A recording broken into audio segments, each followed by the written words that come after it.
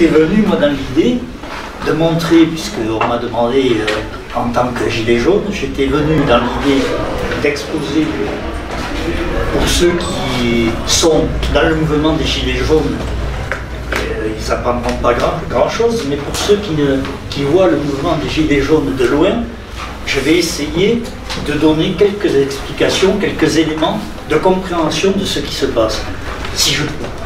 Et ensuite, je vais essayer de faire le lien entre ce mouvement et les questions qui vont au-delà de l'aspect revendicatif et qui donc feront une petite transition avec les questions qui touchent à la propriété et donc à la perspective qu'on peut donner au mouvement dans d'autres domaines. Donc sur le mouvement des Gilets jaunes, la première chose que je voudrais affirmer, c'est que l'explosion de colère, ça chacun a bien vu qu'elle a été très forte, qu'elle a été, comment dire, le fruit de la hausse des prix des carburants au départ. Et on comprend très bien pourquoi, puisque c'est parti de la ruralité, c'est parti des gens qui sont obligés d'avoir leur voiture pour travailler d'abord, pour pouvoir se distraire ensuite, pour pouvoir avoir une vie familiale aussi, et pour pouvoir faire leurs courses qui font toutes les semaines dans les grandes surfaces.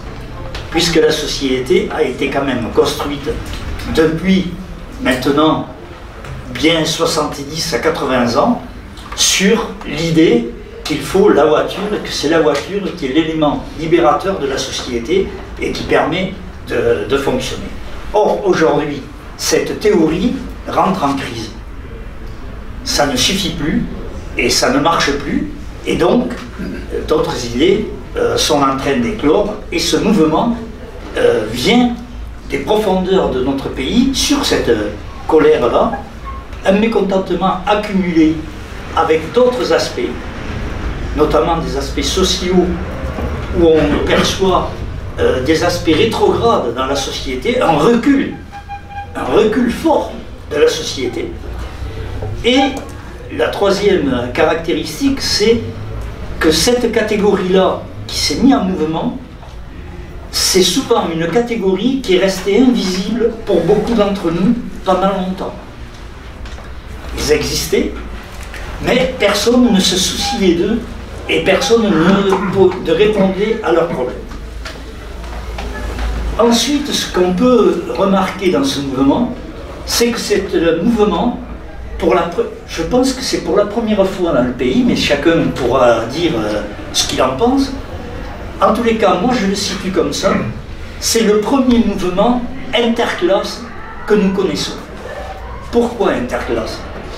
Parce que sur les ronds-points, on trouve à la fois le patron et l'ouvrier, on trouve le chômeur et le cadre, on trouve l'auto-entrepreneur et la profession, des gens des professions libérales, on trouve l'employé et l'étudiant, l'intermittent et l'artisan, le commerçant et le retraité, le jeune, enfin, et surtout les femmes, parce que ça aussi c'est un élément important du mouvement des Gilets jaunes. Vous n'avez qu'à voir les manifestations, les femmes sont très présentes et très actives, avec des responsabilités, ce qui est un événement marquant dans la société.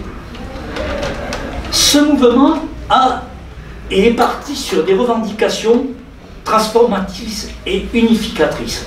Il y en a 4, je le répète souvent, et je crois qu'il faut bien en saisir la portée, parce qu'on voit bien qu'elle porte au-delà du mouvement revendicatif.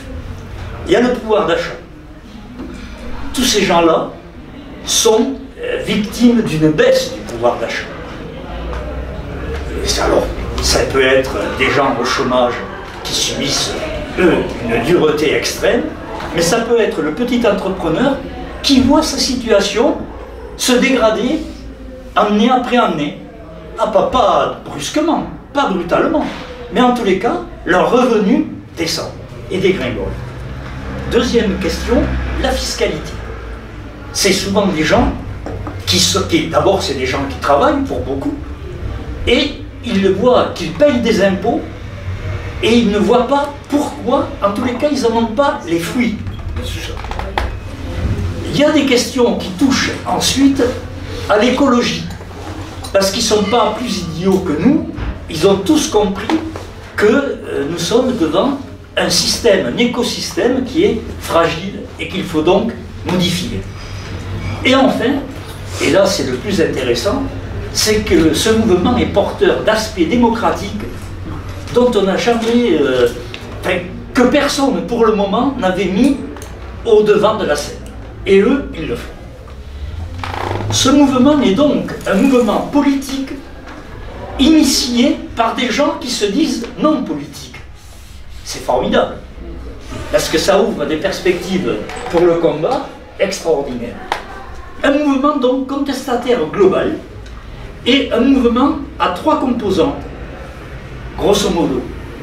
Des gens de gauche, des gens de droite et des gens oui, mais du centre, mais surtout des abstentionnistes. Massivement des abstentionnistes. Et donc, ce mouvement à 3 composantes crée un problème pour le gouvernement.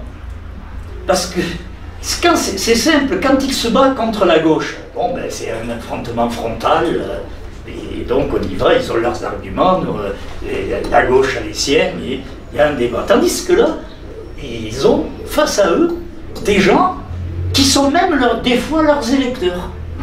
Et donc ça leur pose des sacrés problèmes. Ce mouvement, donc, je disais, est fortement rural, mais pas que. Pas que, parce qu'on assiste actuellement à une montée lente. J'ai dit bien lente, mais il y a une montée des catégories qui habitent les banlieues ou les périphéries des grandes villes, à peu près pareil, qui sont en train de rentrer dans le mouvement. C'est encore très insuffisant, c'est pas encore ce que nous souhaitons, mais ça prend de l'importance de plus en plus. Ensuite, la caractéristique aussi importante du mouvement, c'est que c'est un soulèvement pacifique mené par les classes moyennes en voie de paupérisation. En gros, on pourrait dire, mais je ne sais pas si le terme est exact, mais on peut penser quand même que ce sont les perdants de la mondialisation qui ressentent fortement leur déclassement. Parce qu'il s'agit là d'un déclassement. L'autre caractéristique, c'est que pour la première fois, nous assistons à un mouvement initié par les réseaux sociaux. Ce n'est pas les syndicats, ce n'est pas des partis, ce n'est pas des associations qui ont pignon sur rue, qui ont pris le mouvement en main. Non, non, c'est les réseaux sociaux. Et donc, c'est une espèce d'auto-organisation du mouvement qui fait peur à beaucoup de monde, qui fait peur aux tenants du pouvoir, mais je dirais même aux tenants des pouvoirs. Parce qu'il n'y a pas que le pouvoir central, il y a d'autres pouvoirs qui sont en difficulté. Alors dedans, il y a des pouvoirs locaux, des pouvoirs régionaux, mais il y a aussi des pouvoirs syndicaux, il y a aussi des pouvoirs associatifs. Tout ça est en train de bouger, on voit bien, et d'ailleurs ce que nous constatons, mais que vous constatez, c'est que les syndicats ne sont pas ni à l'initiative, ni dans le coup. Ils mènent, on a l'impression qu'on a deux mouvements en parallèle. Il y a un mouvement syndical qui fait de temps en temps une journée d'action, qui marche ou qui ne marche pas. Et puis de l'autre côté, il y a ce mouvement des Gilets jaunes qui, lui, est en action depuis maintenant 20 semaines, et bientôt, là, nous attaquons la 21e semaine. Et donc, il y a donc des réflexions à tirer de ça.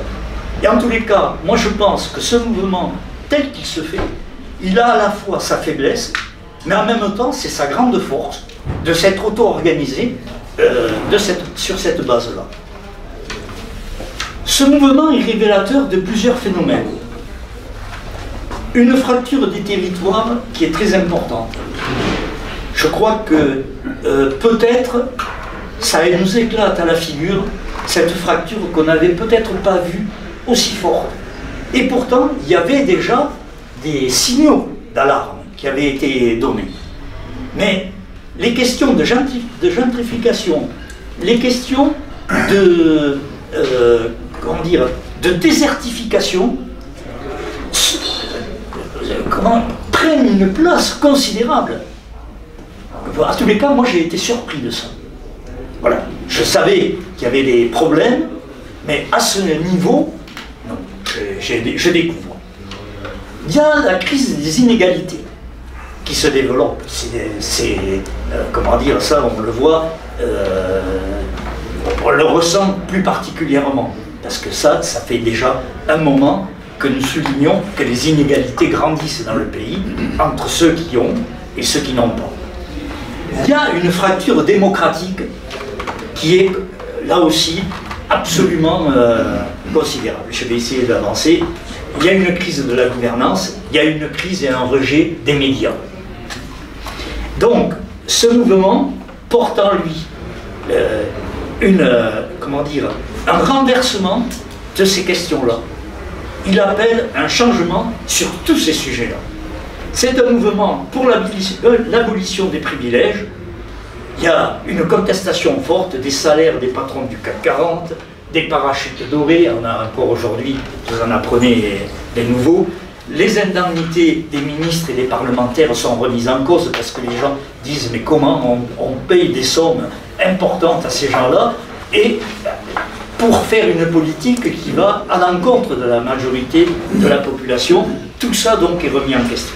En fait, c'est un mouvement qui est sorti des rangs de ce que j'appellerais le salariat traditionnel, c'est-à-dire les luttes traditionnelles que nous avions l'habitude de mener. Et évidemment, c'est surprenant, quelquefois ça fait peur, mais en même temps, c'est nouveau, et cette nouveauté est en train de prendre une place importante, et je crois que rien ne sera, on dit toujours, rien ne sera plus comme avant, mais là je crois qu'effectivement, il y a une page d'histoire qui est en train de s'écrire aujourd'hui, qui va marquer durablement le pays, quelle que soit l'issue. Parce qu'on ne peut pas savoir ce qui sortira de tout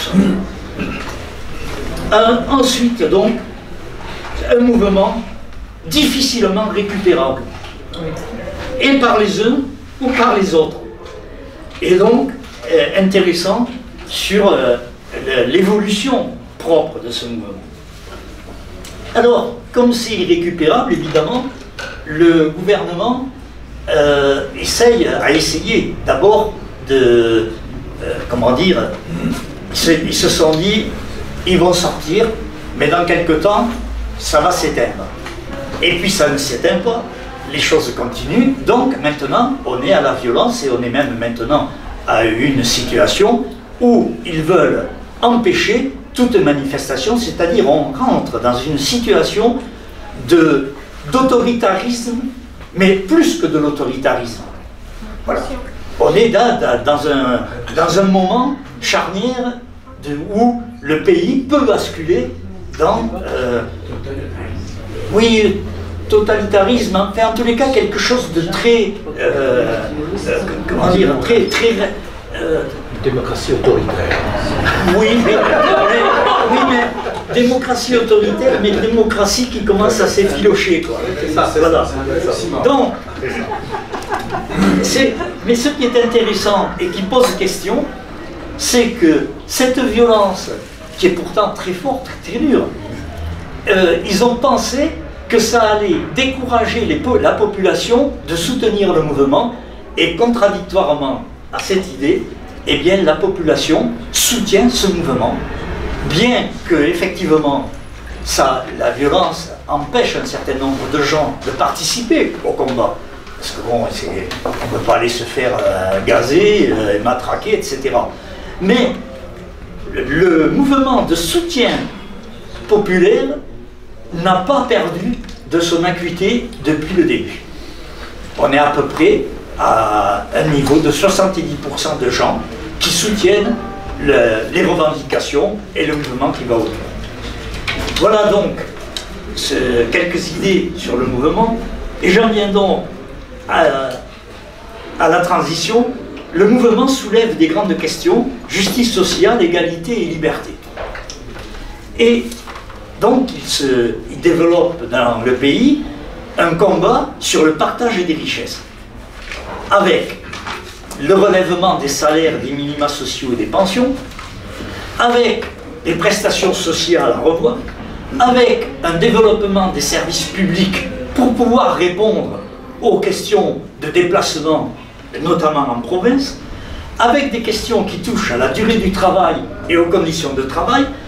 On voit là donc rapidement que viennent aussi des questions comment faire autrement.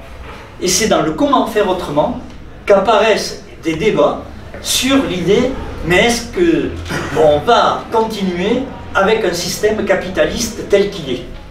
Et à partir de cette réflexion-là, viennent de suite derrière les questions qui touchent au système capitaliste, et donc à son fondement, qui est la propriété privée. La propriété privée des moyens de production, c'est ça qui est la base du développement du système capitaliste. Et donc, la question de la propriété, et là, Benoît va développer un certain nombre d'idées. Moi, je vais simplement en rester à 2-3 idées comme ça. La propriété peut être de formes différentes. Elle peut être publique, elle peut être privée. Elle peut être sociale, elle peut être absolument privative au maximum. Et il y a donc tout un tas d'éléments qui vont nous faire réfléchir. La propriété sociale peut prendre aussi des formes diverses. Il peut y avoir une propriété coopérative, il peut y avoir une propriété communale, il peut y avoir des propriétés diverses. Enfin, chacun, on voit bien, ça existe déjà, ces choses-là. Donc, l'idée centrale étant de comment combattre l'étatisation et le libéralisme. C'est les deux choses qui sont assez liées, et donc il faut qu'on trouve des réponses pour l'ensemble du mouvement émancipateur dans le pays. Et donc je pose une question, est-ce qu'il ne faut pas ouvrir la voie également à de nouvelles nationalisations plus démocratiques, qui associeraient dans la gestion les travailleurs, les actionnaires évidemment, mais aussi les usagers et d'autres forces, des forces associatives, d'autres forces qui pourraient intervenir. En tous les cas, ça pose la question du pouvoir donné aux travailleurs. Et là, il y a beaucoup de réflexions, je crois, à tirer. Comment donner un maximum, un rôle nouveau aux travailleurs? Et là, vous voyez, toutes les pistes sont les bienvenues. Et l'intervention des usagers, qui est aussi une idée qui n'est pas nouvelle, mais qui prend une acuité aujourd'hui comme jamais. Parce qu'il y a une telle interdépendance entre l'action des uns et des autres qu'il faut que le peuple, parce que quand je dis les usagers, en fait c'est le peuple, comment le peuple peut intervenir pour faire en sorte qu'on aille dans le sens et du progrès pour tous, et en même temps avec des conditions de travail, des conditions d'évolution qui soient satisfaisantes. Voilà un peu les questions que je voulais débattre. J'effleure des problèmes, je le sais. Moi-même, je suis un novice et un petit béotien dans l'affaire, parce que je découvre des choses par rapport au salaire, par rapport, qui sont des questions, par rapport à la propriété, qui sont des questions auxquelles je me suis intéressé, mais où aujourd'hui, beaucoup de chercheurs ont amené des choses nouvelles, quelquefois qui m'étaient passées à côté, parce qu'on n'a pas le temps de s'occuper de tout et de lire tout ce qui se produit. Et pourtant, aujourd'hui, et j'arrêterai là, aujourd'hui, la production de la recherche sur ces questions est foisonnante. Enfin, moi, je ne réponds pas à tout, parce que moi, je ne connais pas tout non plus, mais je vais essayer d'exprimer ce que je pense sur les questions qui m'ont été posées. Sur l'essoufflement du mouvement, je crois que chacun voit bien que semaine après semaine, le mouvement est toujours là. Il a des hauts et des bas dans la participation, mais ce que l'on constate, c'est qu'il y a des gens qui viennent tel samedi et qu'on ne voit pas le samedi d'après. Par contre, ils reviennent, et donc,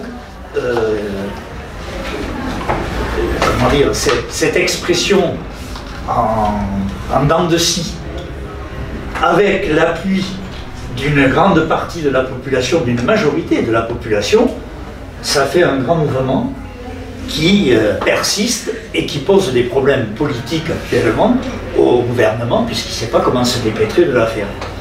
Son grand débat, qui est un fiasco total, on va voir comment il va essayer de sortir de là, mais ça va être très difficile pour lui. Et donc, non, l'essoufflement, j'y crois pas. Je pense même que ça va continuer, parce que, j'ai déjà souvent expliqué sur des plateaux, c'est que ce mouvement, ce n'est pas des mouvements de grève. Donc, les gens ne perdent pas d'argent. Ils viennent sur leur temps de loisirs. C'est totalement différent avec les journées d'action de grève. Et donc, tout ça peut durer longtemps, et je crois que ça va durer. Parce que les gens sont déterminés et ils veulent que leurs revendications soient prises en compte. Sur la question des syndicats, les syndicats cherchent, oui, tout à fait, je suis tout à fait d'accord avec ça, d'autant que moi je suis syndiqué, et donc j'ai aucun problème avec ça. Moi, le problème que j'ai, c'est d'arriver à convaincre les syndiqués que je côtoie de porter un gilet jaune et de venir, parce qu'on est tous des gilets jaunes. Je m'adresse d'ailleurs ici à tout le monde, on est tous des gilets jaunes. Mais qu'on ait le gilet ou qu'on ne l'ait pas, on a les revendications, on s'y retrouve dans les 4 thèmes que j'ai exprimés tout à l'heure, on est dedans. Et là, il y a un petit problème. Pourquoi beaucoup de gens qui sont d'accord avec le mouvement ne participent pas, ou du moins le regardent de leur fenêtre, plutôt que de descendre dans la rue? Ce sont des questions qui sont posées. De la même manière, à la convergence des luttes, comment on peut créer les meilleures conditions pour qu'elle ait lieu? Et là, il y a du travail, parce qu'il y a du travail parmi les syndicalistes, il y a du travail parmi les gilets jaunes. Hein. Moi, je ne blanchis pas les gilets jaunes non plus. Chacun a sa responsabilité dans le fait de ne pas se coordonner. Mais pourtant, ce que je pense, c'est qu'il faut qu'on se coordonne, il faut qu'on entre tous dans l'action, parce qu'on y a intérêt, parce qu'il faut qu'on aille vers la transformation. Je ne vais pas aller plus loin. Sur Commercy, la question de Commercy, il y a eu 75 environ comités de base, ou comment on pourrait appeler ça, des assemblées générales, ou non, 75 lieux qui ont été représentés, avec plusieurs délégués de chaque lieu. Et ce qui est intéressant, qui est sorti de Commercy, c'est un appel à développer l'action, mais surtout, ce que j'ai trouvé moi le plus intéressant, c'est que personne n'a eu la volonté de s'accaparer le mouvement et de décider d'en haut. Au contraire, l'appel de Commercy est un appel à la responsabilité des organismes d'en bas, pour qu'ils s'autogèrent, qu'ils continuent à s'autogérer. Je crois que ça, c'est à préserver comme la prunelle de nos yeux, parce que si on veut gagner, c'est comme ça, je crois qu'on le fera. Ça ne se fera pas autrement. Sinon, après, on rentre dans des magouilles, etc. Et chacun connaît l'issue, en général. Dès qu'il y a des magouilles, c'est la fin du mouvement. Ensuite, sur les questions de la politique et les gilets jaunes, ce qui est intéressant, c'est qu'au départ, les gilets jaunes se disaient tous apolitiques. C'était l'apolitisme, personne ne voulait se mouiller à part quelques-uns qui aimaient très peu. Voilà, c'était la tendance générale. Aujourd'hui, on commence, et vous l'avez vu, vous l'avez vécu, au fur et à mesure, il y a une politisation qui s'est faite. Et je trouve même que c'est une politisation qui se fait à vitesse grand V. Parce que des gens qui ne s'intéressaient pas, ou qui s'intéressaient de très loin aux problèmes politiques, sont aujourd'hui en train de discuter, comme nous le faisons nous, des problèmes politiques auxquels ils sont confrontés, et Dieu sait s'il y en a. Et donc, il y a une politisation très grande qui ne s'organise pas. Ça, c'est autre chose. Pour le moment, elle n'a pas trouvé une issue dans l'organisation politique. Bien qu'il y ait eu des tentatives. Il y a des gens qui ont pensé qu'il fallait faire des listes jaunes pour les européennes. Ça a été battu en brèche, à mon avis, fort justement. Parce que sinon, c'était la division du mouvement. Et puisque je l'avais souligné, le mouvement, il y a de tout dedans. Des gens de droite, des gens de gauche, des gens du milieu, des gens de... Voilà, donc, si on veut garder cette union, qui n'est pas une union factice, hein, c'est une union, c'est un rassemblement populaire comme on n'a jamais vu, qui est en train de se faire. Donc, il faut préserver l'organisation politique, il faut le préserver d'une organisation politique ou de plusieurs. Ça serait catastrophique. Mais par contre, le fait qu'il y ait des échanges politiques, des échanges sur les questions qui sont posées, c'est en train d'ouvrir les yeux à des millions, à des centaines de milliers de gens. Et je dirais même peut-être à des millions, parce que ce qui est intéressant aussi à noter, c'est qu'à l'intérieur du mouvement des Gilets jaunes, ça se politise, mais à l'extérieur aussi. Parce que dans les familles, ça discute de ça. Parce que dans chaque famille, il y a des Gilets jaunes. Donc ça discute de ces problèmes-là, et donc de la politique du gouvernement, etc. Ça discute au travail. Dans les centres de travail, tout le monde parle du mouvement. Ça discute dans les syndicats, ça discute dans les associations, ça discute partout. Et c'est ce qui est formidable. Ça, je le relie un peu avec 68. J'ai vécu 68, et c'était un peu ça. Ben, c'était même grandement ça. On discutait partout. Et bien là, c'est en train de se faire également. Sur donc l'essoufflement commercial, les syndicats, politiques, où va le mouvement? Ben ça, je vais te dire, qui le sait, j'en sais rien. Ce qui est sûr, de mon point de vue, je pense que le mouvement va mettre en difficulté le pouvoir. Tout à fait. Et que ça va, comment dire, je ne sais pas si ça va ouvrir des perspectives de changement. J'emploierai peut-être pas ce terme-là, mais en tous les cas, ça va obliger toutes les forces politiques, syndicales et autres à réfléchir sur comment on va faire pour justement ouvrir une voie nouvelle dans le pays. Ça, j'en suis convaincu. Ça se fera demain, ça se fera dans 3 mois, je ne sais pas, mais ça viendra. Voilà. De la même manière que je pense que, j'arrêterai là, je pense que Macron est battu. C'est fini. Oui, c'est ce que dit Tom. Sur le plan politique, il est cuit. C'est ce qu'il dit Tom. Enfin, comment? C'est ce que dit Tom. Ah, mais je le crois. Je n'avais pas entendu son propos, Tom, mais je suis d'accord. Je pense qu'il est cuit. Voilà. Maintenant, toute la question, c'est savoir comment ça va se faire et quand.